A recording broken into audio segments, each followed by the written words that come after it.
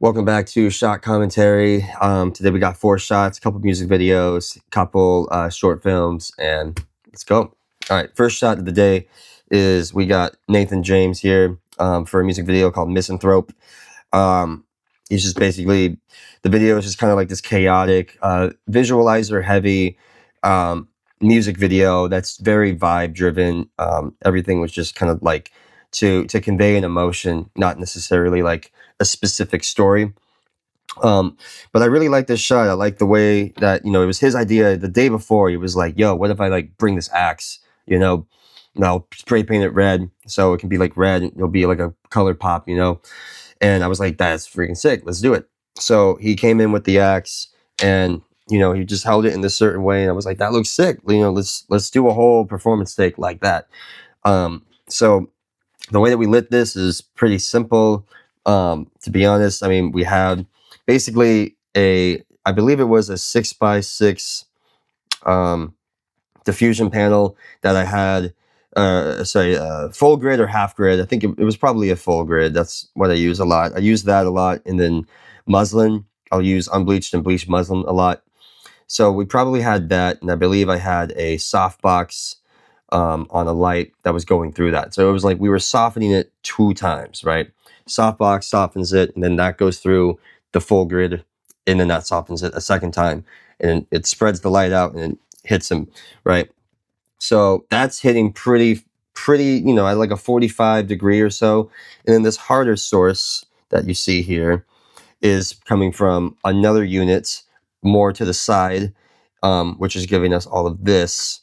And that is our back, kind of like our side light. And that was probably, I believe, another softbox. Just so it's still soft, but it's far away, and it ends up kind of being like a harder light, but it still has like a similar quality. I'm pretty sure that was like the majority of what we did here. And the last thing that we probably did was throw some light on the background just so we can get the white cyc to have some level. It looks like there's a vignette. That vignette very well might be in post just to kind of like bring our eyes more towards him. But yeah, I love the frame. I love the strong line in the middle, straight to his head. He's kind of like making his own leading lines with his arms and the way that he's posed. So yeah, good performance. He crushed it as always. And yeah, that is this shot. Moving on to the other one, which is from Luna. This is the scene where Luna meets, I believe it was a sister that she hasn't met in a very long time, hasn't seen in a very long time.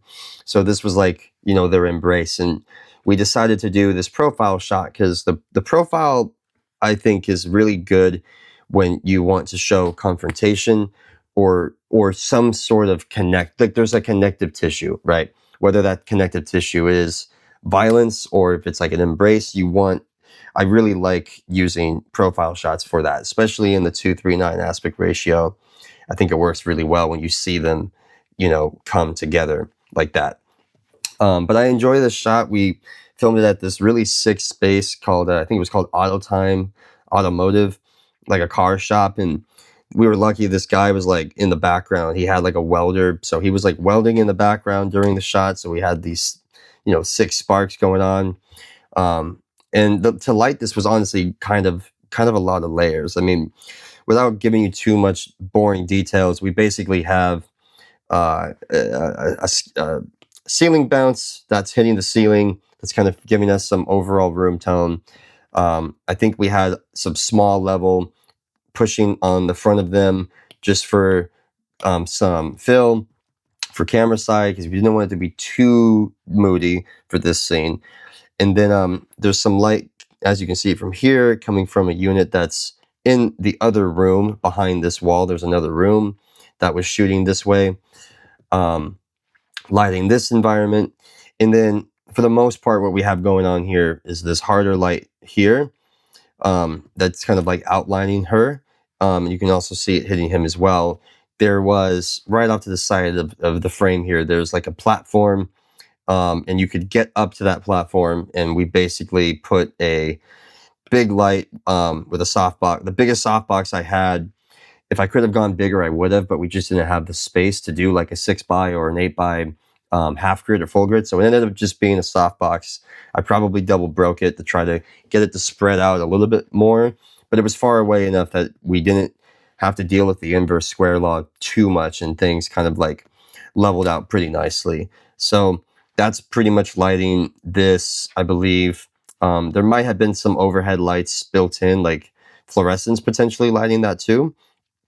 But yeah, that's pretty much this. I think that what's, giving her her front face light is maybe we brought in something over here just to even it out. But I think that's probably mostly our ceiling bounce, given like the reflections on her cheeks and everything. But yeah, I love a good profile shot. It's a really good thing. All right, moving on. We have a kind of an eye-catching shot to start off a music video with the title.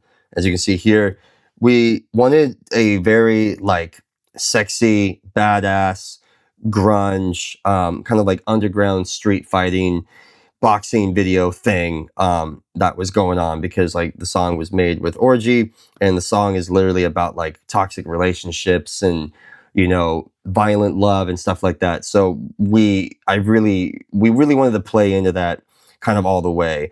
So we do the classic like WWE superstar entrance where they're going in underneath the ropes like that, and they make this L shape with their body. And basically I'm just like, all right, let's just film. I think this will be the introduction, is like you guys getting into the ring, right? And then we ended up showing the ring later in the video, so it was kind of like starting in media res, but I wanted something to hook the audience, kind of provocatively, kind of like shock value for this video. We just kind of wanted to be like, shove it in the people's face. Like literally, this is what this video is going to be. It's kind of over the top. It's kind of ridiculous, but that's this song, that's this video, right? So that's what we have here. The way that this is getting lit is honestly mostly from these can lights that were already there. They're just like tungsten can lights. So that's doing a lot of heavy lifting for us there. You also see these blue lines coming here. I had basically like some room ambient fill.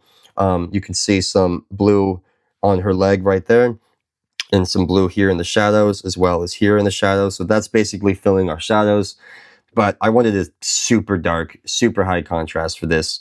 And the main light source that's coming for her is coming from kind of like a Maxi Brute, one of those old ones. And it's basically like 3x3 can, like tungsten can lights, basically on like a little square. And it gives us this really nice vintage, warm, rich color that ends up actually being quite, it has like a hard feeling to it, but it ends up being relatively soft, which is cool. It's a great, the array of lights with the tungsten bulbs really do a lot for us. But I love this music video. I think we shot the living hell out of it. I love the colors, the warm tones, everything, and all the girls did great with the boxing shit, and then Nathan James and Orgy did their thing with the performance. So I like this shot.